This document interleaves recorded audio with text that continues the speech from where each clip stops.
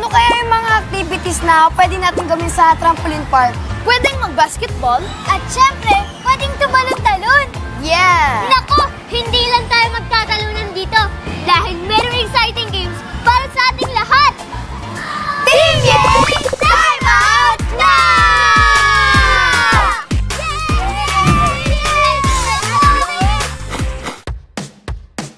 Hello, kids! Hello po! So, ako si Ate Janet. I'm your court attendant for today. So, bago tayo pumasok sa Time Zone Air, may mga safety reminders lang tayo. So, ang una, magsuot tayo ng grip socks. So, ito para sa'yo. Empty your pockets, no accessories, and no food in your mouth. No double bouncing. One person per trampoline. No running, pushing, or rough play. Do not land on your head, use your back or your back. So, be safe and have fun, guys. Thank you po! Okay. Bago tayo maglaro, kailangan nating mag-warm up para di mabigla yung mga katawan natin at maiwasan ang injuries. Gayahin niyo ako, ah.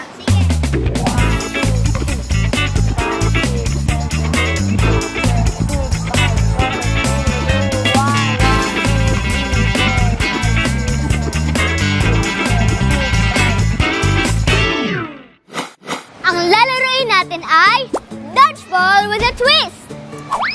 Mahahati tayo sa dalawang teams. Team A kami ni Kuya Lucas at Sophie kayo naman ni Zaida ng Team B. Meron tayong tig-isang word na huhulaan ng bawat team sa loob ng 1 minute. Kailangan matamaan ng bola ang kalaban team para makahula ng letter hanggang sa mabuo na ang mystery word. Game na ba kayo? Yay!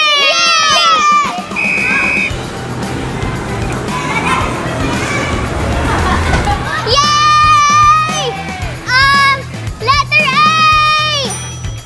Yay! Yay!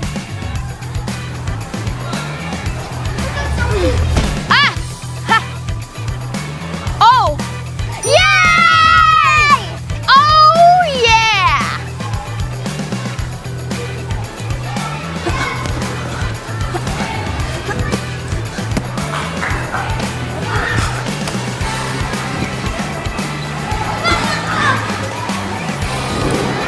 Right on Last the ball! 10 seconds.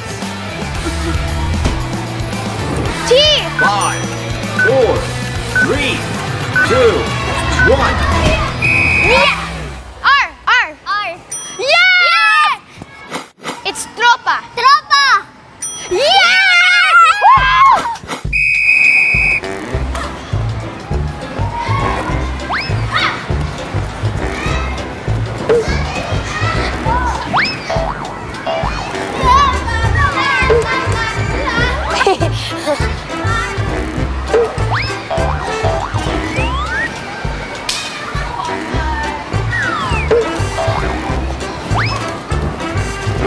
Last 10 seconds.